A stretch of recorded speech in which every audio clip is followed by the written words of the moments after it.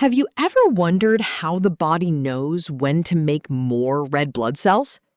The answer is a hormone called erythropoietin, or simply EPO.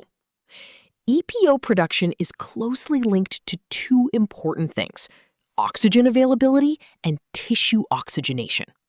Let's understand this step by step. First, our body tissues constantly need oxygen for energy production. This oxygen is carried by red blood cells.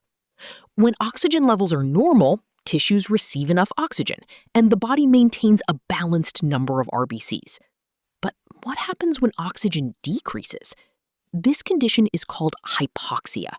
It can occur during blood loss, anemia, lung disease, or even at high altitude. Now the kidneys come into action.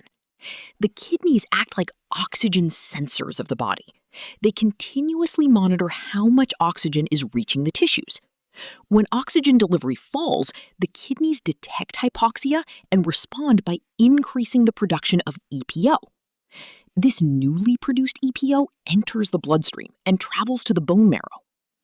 Inside the bone marrow, EPO stimulates erythroid precursor cells. These cells start producing more red blood cells.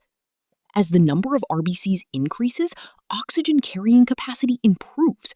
More oxygen reaches the tissues, and tissue oxygenation becomes normal again. So the whole system works as a feedback mechanism. Low oxygen leads to increased EPO production.